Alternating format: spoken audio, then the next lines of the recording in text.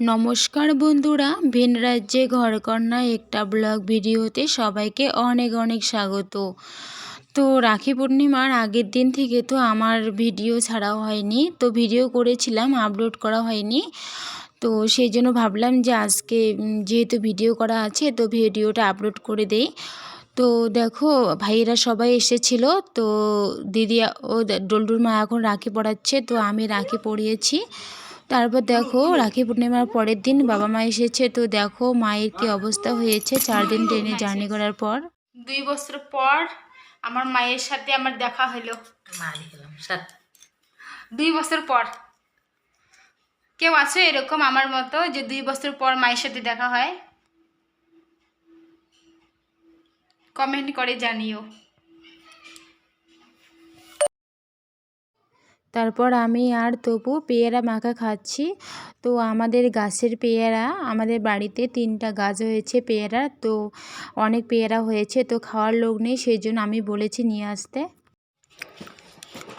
নিজের গাছের পেয়ারা যেমনই হোক না কেন খাওয়ার একটা মানে আলাদা একটা আনন্দ থাকে, তো খাচ্ছি আমরা আর কি।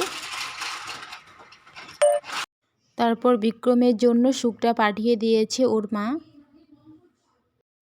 শুকটা না এখানে পাওয়া যায়, কিন্তু ওরা হয়তো জানে না, নতুন এসেছে না সেজন্য, তো সেজন্য আর কি জানে না, তো পাঠিয়ে দিয়েছে ওর মা, তো নিয়ে এসেছে।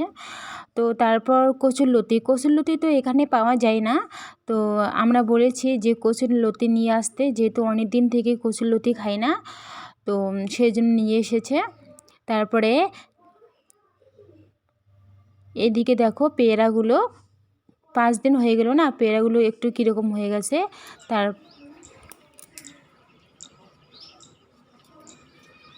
এই শুকটাগুলোকে এখানে বলে বোম্বেল। শুকটার দোকানে গিয়ে যদি বোম্বেল বলো তাহলে বোঝে আর কি, তো না হলে হাত দিয়ে দেখা দিতে লাগে। আজকে অনেক দিন পর কচুরলতি শুকটি মাছ দিয়ে খাবো। তো তারপর দেখো এদিকে পেয়ারাগুলো অনেক দিন পর নিয়ে এসেছে না, তো 5 দিন হয়ে গেল গাড়িতে, তো দেখো কীরকম হয়ে গেছে। তারপরে দেখো ডল্টুর মা আর মা ওই ব্যস্ত, আরও অনেক কিছু নিয়ে এসেছে, তো সেগুলো শেয়ার করা হলো না। তারপর দেখো আমার জন্য এগুলো নিয়ে এসেছে মা, যেহেতু অনেক দিন পর এসেছে, তো মায়ের বড় মেয়ের জন্য নিয়ে এসেছে, তো আছে আর আমারগুলো আমার কাছে।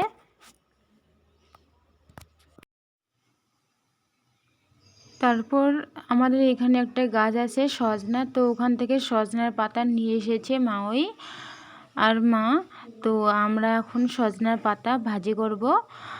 আর এদিকে কারি পাতা, তো কারি পাতার বড়া বানাবো। তো কারি পাতার বড়া কিন্তু আমার খুব ফেভারিট, তো কারি পাতার বড়া আর কি, তো এখন বানাবো।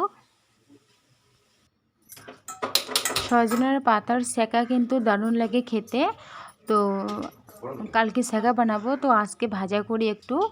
তো সজনা পাতার সেকা কে কে খেয়েছো, আর সজনার পাতার ভাজা কে কে খেয়েছো, তো কমেন্ট করে জানিও। কে কে খাওনি তাও কমেন্ট করে জানিও। তো এখন সজনা পাতাগুলো ভেজে নেব।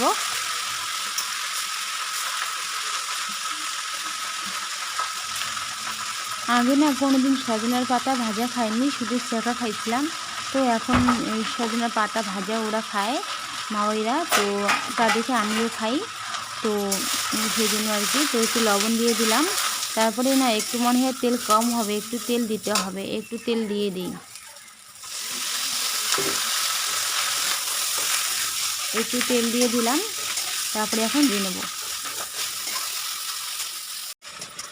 সজনার পাতা ভাজা হয়ে গেছে, এখন নামিয়ে নেব।